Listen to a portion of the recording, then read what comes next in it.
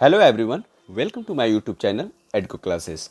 दोस्तों, आज हम बात करेंगे बीपीएससी तैयारी 4 पीजीटी टीजीटी जो सीरीज चल रहा है इंग्लिश लिटरेचर का। उसमें आज वीडियो फिफ्थ नंबर का वीडियो है। दोस्तों, ये आज के वीडियो में हम बात करेंगे पीवाई की, जो एमसीक्यू बेस्ड है, जो 6 to 8 9 10th और 11 12th के लिए काफ़ी ज़्यादा इम्पॉर्टेंट होने वाली है। दोस्तों, ये वीडियो सिर्फ बीपीएससी तैयारी 4 के लिए ही नहीं है। आगामी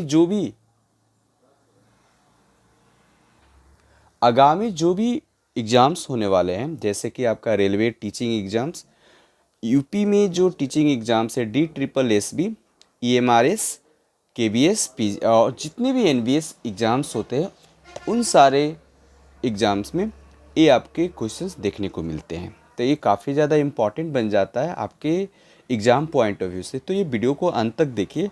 वीडियो पसंद आने पर दोस्तों के साथ इस चैनल को शेयर और सब्सक्राइब जरूर कर दीजिए। तो बिना डिले किए वीडियो को स्टार्ट करते हैं। दोस्तों, सबसे पहले स्क्रीन पर एक क्वेश्चन है जो एक ऑब्जर्वेशन कॉन्स्टिट्यूट दी गई है। अब पूछा जा रहा है कि जो ये वर्क है, ये फॉलोइंग वर्क में से किसका है, किस में से ये मेंशन की गई। जैसे कि heroine may be sin, noble, chivalry, courtesy, humanity, friendliness, hardness, love, friendship, cowardice, murder, hate, virtue and sin. तो इस तरीके से जो चीज़ें हैं किस में मेंशन की गई है। तो दोस्तों, इसका आंसर, करेक्ट आंसर जो होगा आपका, वो हो जाएगा थॉमस मैलोरी ले मॉटेड ऑर्थर के। ये आपका correct answer, option number C is the correct answer.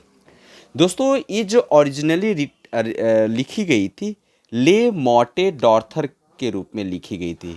इसकी जो ओरिजिनल फॉर्म देखने को मिलता है, ले मॉटे डॉर्थर डॉर्थर के रूप में लिखी गई थी, जो एंग्लो नॉर्मल फ्रेंच लैंग्वेज में लिखी गई थी, ऑर्थर के डेथ पर लिखी गई थी। दोस्तों, ये ऑर्थर जो वहाँ का राजा थे, फ्रेंच का राजा ऑर्थर, उसके डेथ पर ये लिखी गई थी 15th सेंचुरी में। कब लिखी गई थी? 15th सेंचुरी में लिखी गई है।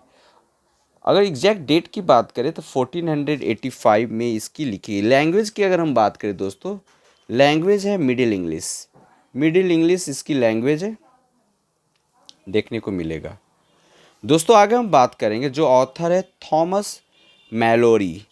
थॉमस मैलोरी ये ऑथर है दोस्तों, थॉमस मैलोरी। ठीक है, चलिए नेक्स्ट क्वेश्चन की तरफ मूव करते हैं और देखते हैं नेक्स्ट क्वेश्चन। दोस्तों, इस क्वेश्चन में पूछा गया, which one of the following poems was not written by Robert Frost. इनमें से कौन से रॉबर्ट फ्रॉस्ट की लिखी हुई पोम नहीं है। दोस्तों, बाकी सारे जो पोम है वो रॉबर्ट फ्रॉस्ट की ही हैं, लेकिन एक ऐसा पोम है जो रॉबर्ट फ्रॉस्ट की नहीं है। तो आपको वही बताना कि रॉबर्ट फ्रॉस्ट की कौन सी पोम इसमें से नहीं है। तो मुझे बताइए, the road not taken, the cry of the children, mending wall, या more than one of the above. दोस्तों, इसका आंसर हो जाएगा, या मोर हो जाएगा, मोर।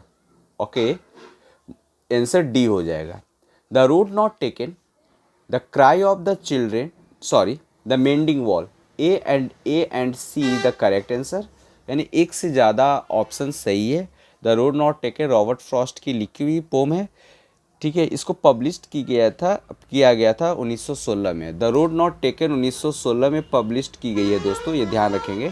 कभी कभी क्रोनोलॉजिकल ऑर्डर में अरेंज करने के लिए आपको दे दिया जाता है, एक राइटर के 4-5 वर्क्स दे दिए जाते हैं और उसको आपको बताने के लिए पूछा जाता है नेट वगैरह में कि आपको इसको क्रोनोलॉजिकल ऑर्डर में आप अरेंज कीजिए, कौन सबसे पहले पब्लिश्ड हुआ था। तो ये इस पॉइंट ऑफ व्यू से काफ़ी ज़्यादा इंपॉर्टेंट हो जाता है। मैं सबका पब्लिशिंग डेट भी बता दूंगा, पब्लिकेशन डेट।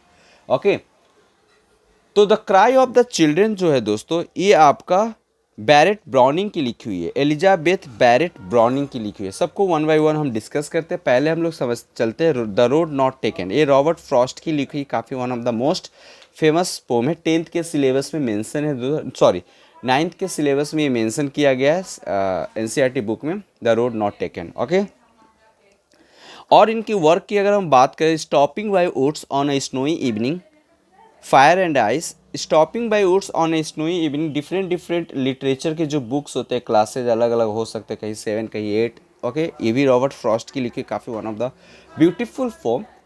उसकी जो 4 लाइन है ना दोस्तों, काफ़ी इम्पॉर्टेंट है, लाइफ को अफेक्ट करता है।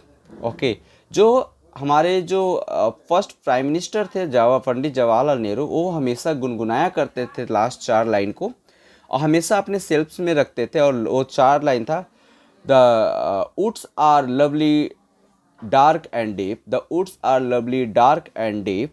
I have promises to keep, a miles to go before I sleep, a miles to go before I sleep. ये काफ़ी एक फेमस लाइन है, ये ली गई थी stopping by woods on a snowy evening.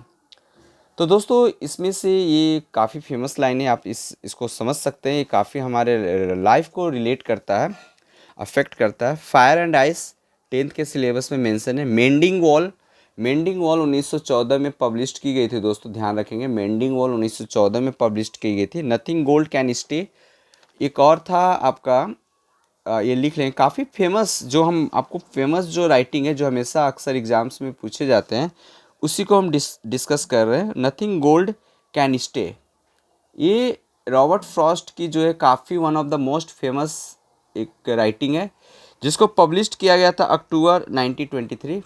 Okay, अक्टूबर 1923 में इसको पब्लिश की गई थी। एक काफ़ी और एक फेमस इनकी राइटिंग है, acquainted with the night. Acquainted with the night, ये भी काफ़ी फेमस है। इसको 1928 में पब्लिश की गई थी, रॉबर्ट फ्रॉस्ट की, ये काफ़ी famous. The road not taken 1916, mending wall 1914। Okay, nothing gold can stay October 1923, acquainted with the night 1928। तो अगर इसको क्रोनोलॉजिकल ऑर्डर में सजाया जाए तो पहले मेंडिंग वॉल हो जाएगा 1914, द रोड नॉट टेकन 1916, फिर उसके बाद nothing gold can stay 1923, and the last acquainted with the night. आपको राइटिंग दे दिया जाएगा, पूछा जाएगा कि उसको क्रोनोलॉजिकल ऑर्डर में अरेंज करें। The cry of the children जो है, the cry of the children, it is written by the writer Elizabeth Barrett Browning. दोस्तों यहाँ पर हम बात करते हैं क्वेश्चंस के अकॉर्डिंग, अगर पूछा जाए कि इसमें से कौन रॉबर्ट फ्रॉस्ट की लिखी हुई नहीं है writing, the cry of the children, तो ये किसकी द्वारा लिखी गई थी? Elizabeth Barrett. Okay, Elizabeth Barrett Browning, ये इन्होंने ये चीज़ें लिखी थी। ओके, ध्यान रखेंगे। Elizabeth Barrett Browning the cry of the children लिखी। इट वॉज द पब्लिश्ड, ये पब्लिश्ड हुआ था 1843, अगस्त 1843 में पब्लिश्ड जो हुई थी दोस्तों, ये 1843 में पब्लिश्ड हुआ था। ओके, ब्लैकवुड मैगजीन में, ये वेरी इंपॉर्टेंट है। ब्लैकवुड जो एक मैगजीन था, उस मैगजीन में इसे पब्लिश्ड करवाया गया था। इसको पब्लिश्ड कब करवाई थी, किस मैगजीन में करवाई गई थी? ब्लैकवुड मैगजीन में। जनरली जो थीम है, जो मींस एलिजाबेथ बैरेट ब्राउनिंग की जो लिखने की स्टाइल जो है ना, the child labour, religious, sanctimony, industrialisation, मतलब ये जो थीम है the cry of the children, इसकी थीम है चाइल्ड लेबर, रिलीजियस। ओके, इसकी थीम की अगर हम बात करें दोस्तों, ध्यान, ये सभी चीज़ें इंपॉर्टेंट आपको मैं बता रहा हूँ। चाइल्ड लेबर, ओके, रिलीजियस सैंक्टिमनी,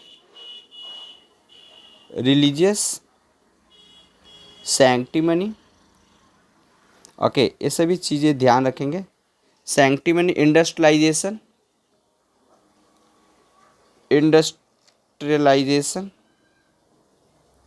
ये सभी चीज़ें आपको देखने को मिलेगा।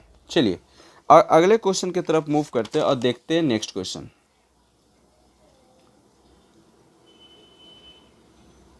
Who among the following has retain mostly for children? इस 3 राइटर का नाम दिया हो, इसमें से जनरली कौन से ऐसे राइटर हैं जो जनरली उनकी जो राइटिंग है वो बच्चों के लिए लिखे जाते हैं, वो बच्चों के लिए फेमस है? तो दोस्तों आप मुझे बताएंगे कमेंट करके क्या आंसर होना चाहिए। दोस्तों बच्चों के लिए जनरली जो लिखते हैं नोवेल, वो रस्किन बॉन्ड है। Okay, Ruskin bond one of the most famous, okay, writer, okay, poet कह सकते हैं, राइटर भी कह सकते हैं, ऑथर भी कह सकते हैं, ठीक है, one of the most famous. ये एक्चुअली ब्रिटिश ऑरिजिन के हैं, लेकिन इंडिया में आके रह चुके हैं, इंडिया में ही रहते हैं। ओके, तो इसलिए रस्किन बॉन्ड जनरली उनकी जो थीम है वो hilly area, nature, village, forest, ये सभी चीज़ों को देखने को मिलता है। अगर बात करें बच्चों के लिए तो प्रोफेसर शिवा दास एक प्रोलिफिक राइटर है दोस्तों। शिवा दास भी one of the most famous children writer. Shiva Das की अगर हम बात करें, he is a prolific writer. Over 200 book इन्होंने लिखा है। कितनी बुक इन्होंने लिखा है बच्चों के लिए? 200 बुक्स। 200 बुक्स इन्होंने लिखे हैं, ठीक है। और एक और नाम आता है बच्चों के लिए स्पेशली, रोआल्ड दहाल जो है one of the most famous author for kids. अब हम बात करते हैं अनीता देसाई के बारे में। दोस्तों अनीता देसाई जो है, अनीता देसाई, आप इनका नाम जानते ही होंगे, अनीता देसाई। इन्हें mother of the Indian psychological Nobel genre कहा जाता है, ठीक है, ध्यान रखेंगे। अनीता देसाई को mother of the Indian psychological novels genre कहा जाता है। सी गॉट, इन्हें साहित्य अकेडमी अवार्ड दिया गया था फायर ऑन द माउंटेन के लिए। Fire on the mountain, okay. Fire on the mountain जो था ये 1978 में पब्लिश्ड हुई थी। अनीता देसाई का one of the most famous novel था ये। इसी नोवेल के लिए इनको साहित्य अकेडमी अवार्ड दिया गया था। इनकी जन्म होता है दोस्तों 24 जून 1937 को, बिफोर इंडिपेंडेंस, मसूरी जो इंडिया में है, मसूरी में। इनकी जो जनरली लिखने का जो स्टाइल है, कल्चरल आइडेंटिटी पर लिखते हैं, कल्चरल आइडेंटिटी। कुछ फेमस इनकी बुक है जैसे कि fire on the mountain, feasting cry एक है, फीस्टिंग क्राई, ठीक है, ध्यान रखेंगे। द पीकॉक बहुत फेमस, पूछा जाता है अक्सर एग्जाम्स में, ये पूछा जाता है द पीकॉक, ये ध्यान रखेंगे। द जिगजैग वे मतलब टेढ़ा मेरा रास्ता। Journey of Ithaca and the by black weed. इस तरीके से ये सारे फेमस राइटिंग है दोस्तों, फेमस वर्क है। अगर हम बात करें मुल्क राज आनंद को, तो मुल्क राज आनंद को बोला जाता है दोस्तों, जनरली इन्हें मतलब कहा जाता है सोशल इशू पर ये जनरली लिखते हैं। मुल्क राज आनंद सोशल इशू पर लिखते हैं। Caste system, struggle for independence, ये इनका थीम है, स्टाइल लिखने का, social issue, okay. Caste system, struggle for independence. इनकी जो फेमस जो कुछ बुक है, अनटचेबल 1935 में इनका फर्स्ट नोवेल था, अनटचेबल 1935 में पब्लिश्ड हुआ था, ध्यान रखेंगे। द विलेज ऑफ ट्राइलॉगी जो था 1939, ये 3 भाग में पब्लिश करवाई गई थी, 1939, 1940, 1942। तो इस तरीके से याद रखेंगे, 39, 40, 42, एक साल गैप हो गया था लास्ट में। अक्रॉस द ब्लैक वाटर्स करके एक नोवेल था 1940 में। The sword and the sickle 1942। The big heart 1945 में पब्लिश। ये सारा चीज़ आप लिखोगे, ठीक है, ध्यान रखेंगे। The Indian theatre 1950, one of the most. The Indian theatre जो है, द इंडियन थिएटर, ये जो है 1945 में 45 में पब्लिश्ड हुई थी, ध्यान रखेंगे। एक्सट्रीमली सॉरी 1950 था। 7 little known birds of the inner eye 1978। Curry and other Indian dishes 1932। ये सारा फेमस राइटिंग है दोस्तों, ठीक है। मुल्क राज आनंद को फादर ऑफ इंग्लिश लिटरेचर कहा जाता है, father of English literature, very very famous, okay, important. Father of English literature जो बोला जाता है, इंग्लिश लिटरेचर इन इंडिया, ध्यान रखेंगे, इन इंडिया की बात हो रही है, ओके। मुल्क राज आनंद। अब आगे आते हैं रस्किन बॉन्ड और आर के नारायण के बारे में कुछ जान लेते हैं। आर के नारायण, चलिए आर के नारायण भी एक काफ़ी जाने मैंने आर के नारायण, इनके बारे में थोड़ा ब्रीफली डालें। इनकी जो थीम होती है स्मॉल टाइम टाउन लाइफ पर रिलेटेड होता है, moral dilemma, spiritual exploration, social commentary, humorous observation, ये सारी चीज़ें देखने को मिलता है। आर के नारायण का जो पूरा नाम था रस्सीपुरम कृष्ण स्वामी नारायण स्वामी करके, रस्सीपुरम कृष्ण स्वामी नारायणा स्वामी करके इनका फुल नेम था। इनकी जन्म जो हुआ था 10 अक्टूबर 1906 मद्रास में हुआ था दोस्तों। मद्रास जो अब चेन्नई बोला जाता है, मद्रास। ओके, ये ध्यान रखेंगे ये सारा चीज़ें। इनकी डेथ हुई थी 2001 में, जन्म 1906 और डेथ 2001 में हुआ था, चेन्नई में हो गया था, चेन्नई तमिलनाडु। ओके, इनकी लिखने की जो जॉनर है फिक्सन है, मैथोलॉजी एंड नॉन फिक्सन करके लिखते हैं। नोटेबल जो अवार्ड्स है, पद्म विभूषण इन्हें मिला है, साहित्य अकेडमी मिला है, फेलोशिप बेंसन मेडल करके इनको मिला है। फेमस जो वर्क की अगर हम बात करें आर के नारायण का, तो the guide one of the, हमेशा पूछा जाता है, ध्यान रखिएगा, the guide. Okay, the vendor of sweets 1967 publish हुई थी। Swami and friends, the bachelor of arts, the painter of sign, Malgudi day. Okay, collection of short story that was published in totally of 1988, the English teacher 1945, waiting for the Mahatma 1955, the man eater of Malgudi 1961, the tiger for Malgudi 1983। ये सारी चीज़ें, ठीक है। इनकी बात अगर हम बात करें, हुई is a novels created an imaginary town called Malgudi, R K Narayan. Okay, सब प्ले। अब हम बात करते हैं दोस्तों, चलिए यहाँ तक हो गया। नेक्स्ट क्वेश्चन की तरफ मूव करते हैं। Who in his novel created an imaginary town called Malgudi, किसने, मतलब अभी बता रहा था मैं आर के नारायण के बारे में, तो आप यहाँ देख लेंगे सारा चीज़ें। यहाँ क्वेश्चन आपको मतलब एग्जाम्स में पूछी गई, ये एग्जाम सारा एग्जाम PYQ है, प्रीवियस ईयर EMRS में पूछा हुआ क्वेश्चन है दोस्तों, ठीक है। आगे देखेंगे, आर के नारायण का ही भाई थे आर के लक्ष्मण, जो बहुत ही फेमस कार्टूनिस्ट थे। चलिए नेक्स्ट क्वेश्चन की तरफ मूव करते हैं। Which poem written by Coleridge is called a dream poem, ठीक है ना। चलिए इसको देख लेते हैं।